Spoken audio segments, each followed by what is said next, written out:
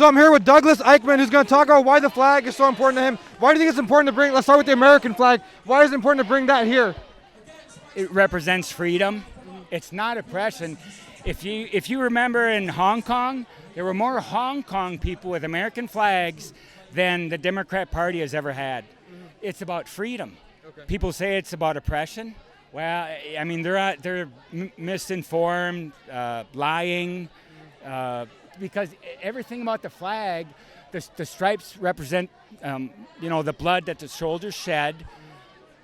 Oh, shoot, now I forget. But everything represents something, and this country, why are there so many immigrants that want to come here if we're systematic racism? Why do you think they want to come here? For freedom, to escape their own hell. What do you make of all the counter-protesters on the other side of the barrier? Why do you think they're here today? Well, the Black Lives Matter is actually the two women that formed it are devout communists, and so they want to make the United States in their form. They don't want freedom. Go ahead. Do you think there's any authenticity to what people are saying, the demands? They're saying that there's racism in the police system. They want that to be addressed. Do you think there's any authenticity to that? There's racism in every culture, every job, every religion. So yeah, there's some racism, but it's not an epidemic like they're trying to say. We're not going to get rid of racism, but we do need to fight it. It's a sickness, a sin.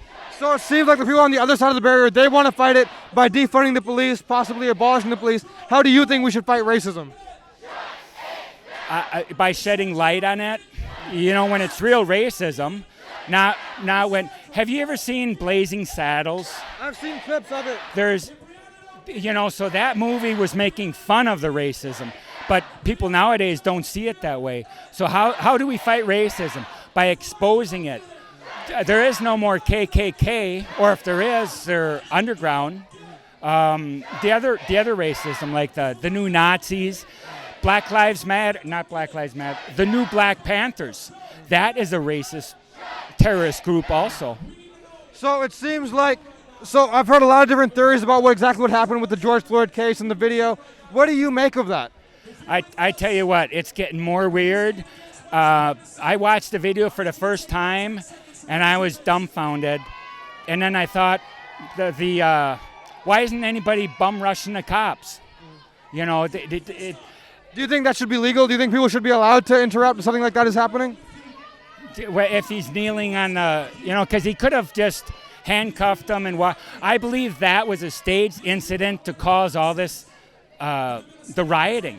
Why do you think that? Where have you seen information about that?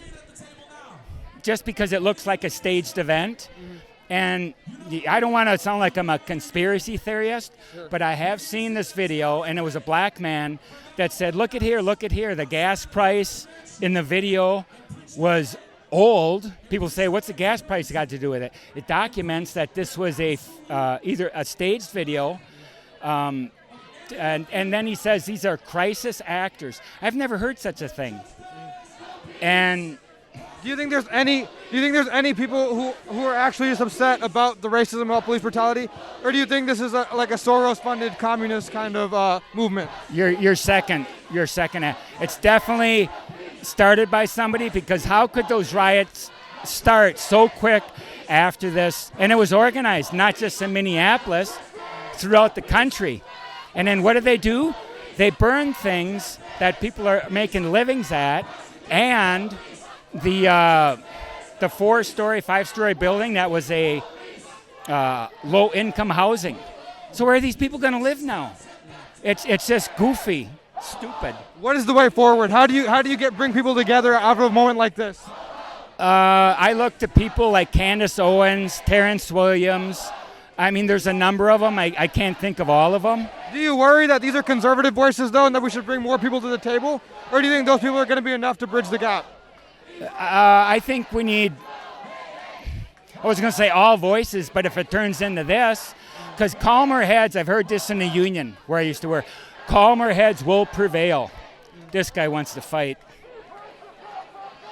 They're talking. But the guy in the cap comes up to me, calls me a Nazi, says there's a MAA meeting, you want to fight me? So how is that solving the problem?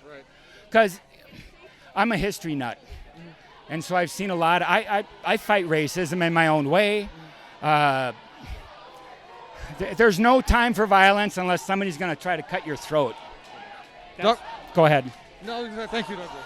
Anything else you want to say? Oh, no, thank you. Yeah. And, I just want to say, turn the light of truth on all this. Indeed. I appreciate what you do. Of course. Thank you so much.